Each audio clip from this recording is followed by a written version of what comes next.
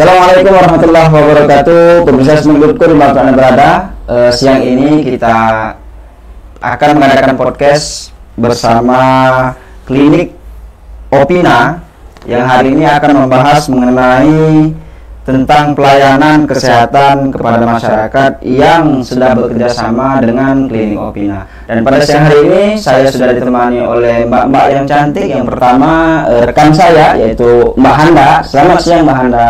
Siang Kak Edi, terima kasih. Oke. Nah, yang di tengah-tengah ini yang spesial. Ini narasumber kita yang spesial dari Klinik Opina yaitu Dr. Siti Rifda Rehadaisi yang tak kalah cantik tentunya dibandingkan dengan Mbak Handa. Selamat siang Bu Dokter. Oke.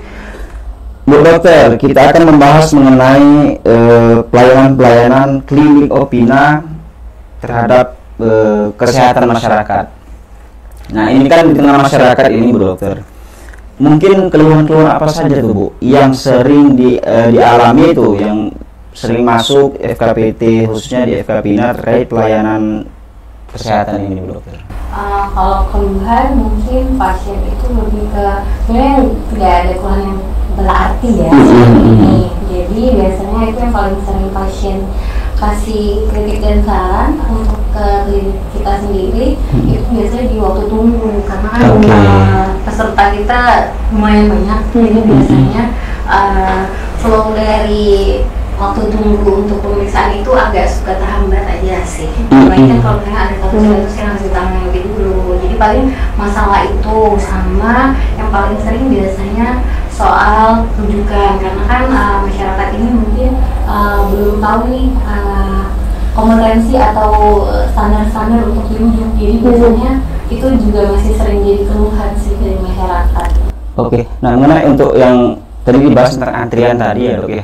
Kalau untuk pasien, kalau seandainya anak membawa orang tua tuh yang udah lansia, mungkin kalau menurut dokter ini belum sebenarnya urgensi, tapi karena anak tadi panik, orang tuanya harus ditangani, sedangkan yang lain kan masih antriannya masih panjang. Nah, itu cara kita mengatasinya itu bagaimana dokter? Biasanya sih kalau memang pasiennya dalam keadaan memang tidak bisa menunggu lama, kita masukin dulu ke ruang periksa, jadi tetap diperiksa dulu sama dokternya, ditentukan derajat kedaruratan atau pelayanannya nih, kira-kira harus segera dilayani atau ibunya masih bisa menunggu untuk istirahat dulu di situ. Jadi tetap nanti balik lagi untuk menentukan itunya, tapi tetap biasanya kita suruh masuk dulu Bu, silakan beri, kita cek dulu. Tapi sering kan Dok, kalau seandainya pasien ini kan sering yang ingin cepet tuh, ada yang alasan ingin kerja, ingin gimana itu. Mungkin ada sering debat gitu kan, ini pasiennya belum harusnya tunggu antrian di belakang gitu, sering nggak Dok?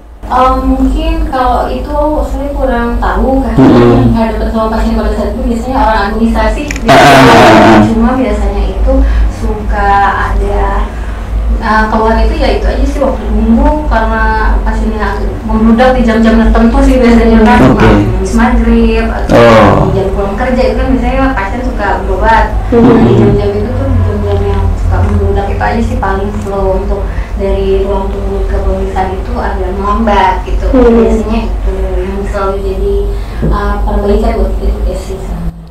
Mbak Anda? Kalau di Klinik Opina sendiri itu setiap harinya biasanya jumlah pasiennya itu berapa Dok ya? Kalau di Klinik Opina sendiri satu hari itu bisa sampai 200-an. 200-an? Oh. Satu hari 200-an. Berarti kalau untuk mengatasi antrian tadi, kalau di Klinik Opina sendiri udah bisa daftar online belum Dok? Bisa, kita bisa daftar online, pendaftaran untuk peserta JKN itu bisa lewat mobile JKN. Oh ya, aplikasi yang mobile JKN itu ya Dok, berarti bisa langsung tinggal nunggu pemanggilan aja nanti. Tuh, Kak Edi jadi udah nggak capek-capek lagi. Lebih mudah ya? Lebih mudah, jadi kalau dia anaknya kan pasti lebih paham nih, ya kan? Pasti bisa langsung download aplikasinya, terus langsung daftarin. Dia dulu yang daftarin, kalau udah deket baru orang lain jemput gitu kali Dok ya.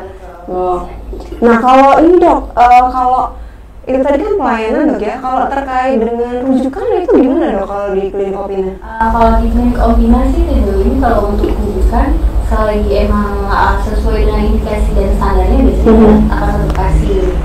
Jadi untungnya juga tuh pasien-pasien klinik opina bisa diajak komunikasi dan dikasih arahan. Jadi kalau memang untuk indikasi dan standarisasinya belum, biasanya kita kasih penjelasan dan pengertian ke pasiennya.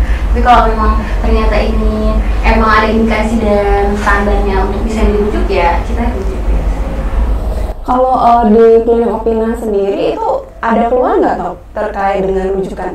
Kalau keluhan itu paling itu sih miskomunikasi aja ya. Biasanya pasien kan, kok ini nggak bisa dirujuk Dok, kok ini nggak bisa begini. Nah itulah tugas kita biasanya kasih penjelasan, terus pengertian juga bahwa nggak semuanya bisa dirujuk. Nah biasanya pasien setelah kita kasih penjelasan dengan baik, oh iya ya Dok, oh iya ya Dok.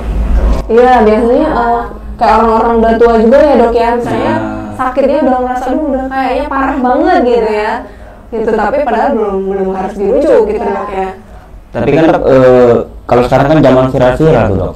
Kalau seandainya bukan kita menolak, tapi kan memang sesuai prosedur itu memang belum rujukannya ke sini dan pasien ini menolak. Nah itu cara kita mengatasi bagaimana? Karena kan kalau seandainya ini klinik ini menolak rujukan ini, nah itu gimana tuh? Sebenarnya kalau dari awal tadi kan untuk pengambilan gambar dan foto pada saat pemeriksaan dan konsultasi itu nggak boleh. Jadi memang sebenarnya ada undang-undangnya. Itu juga udah sebenarnya tempel di beberapa area yang memang nggak boleh terekam sebenarnya. Cuma kan cara pertolongan tuh itu nggak masalah sih, selagi emang kita ngejelasinnya benar dan juga sesuai sama aturan aja. Tapi sejauh ini klinik opina aman sih. Aman ya, oke. Karena memang kita itu fokusnya di melayani pasien itu kayak keluarga. Iya, jadi boleh ditanya deh sama pasien klinik opina. Jadi biasanya, oh iya di sini karena yang punya kliniknya juga membangun citranya itu pasien itu keluarga. Jadi kita melayani pasien ini seperti keluarga. Oke, berarti memang pelayanannya masyarakat mungkin puas lah ya. Ditambah lagi dengan pelayanan BPJS Kesehatan ya. Oke. Kalau ini Dok, kita balik ke JKN dulu ya Dok ya. Kalau menurut dokter sendiri nih, sebagai seorang dokter yang selalu melayani pasiennya, program JKN itu sendiri sangat membantu nggak Dok? Kalau program JKN itu yang pasti sangat membantu ya, kan salah satu jaminan kesehatan. Kadang kan pasien itu merasanya dia nggak perlu berobat atau apa, tapi dengan adanya jaminan kesehatan menjadi acuan juga kayak, oh saya punya jaminan kesehatan nih, saya ke dokter. Kadang kan pasien kan suka takut ya ke dokter, atau misalkan nggak enak atau nggak percaya. Nah kalau ada jaminan kesehatan ini, jadi membuka jalan juga untuk pasien tuh lebih aware sama kesehatan sih. Mungkin bukan nggak percaya tapi takut kemahalan ya, gitu ya, karena adanya program JKN, jadi dia udah merasa aman nih, gitu, langsung berobat aman, terus diperiksa dokternya, gitu ya Dok ya, karena kan dia mungkin udah bayar per bulannya sendiri, gitu ya. Kalau Kak Edi gimana Kak? Punya pengalaman sendiri nggak? Kalau pengalaman nggak ada sih.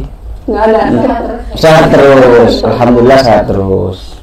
Iya Dok, kalau untuk keluhan layanan mobile JKN sendiri untuk di pesertanya di klinik opina ada nggak Dok?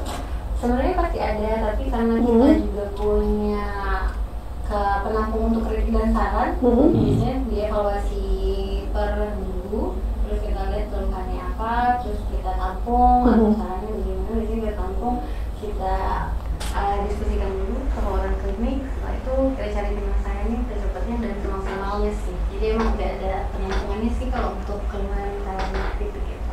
Nah Dok, kalau JKN ini kan kaitannya dengan BPJS Dok ya. Nah kalau BPJS sendiri itu ke FKTP itu manfaatnya gimana Dok yang dirasakan?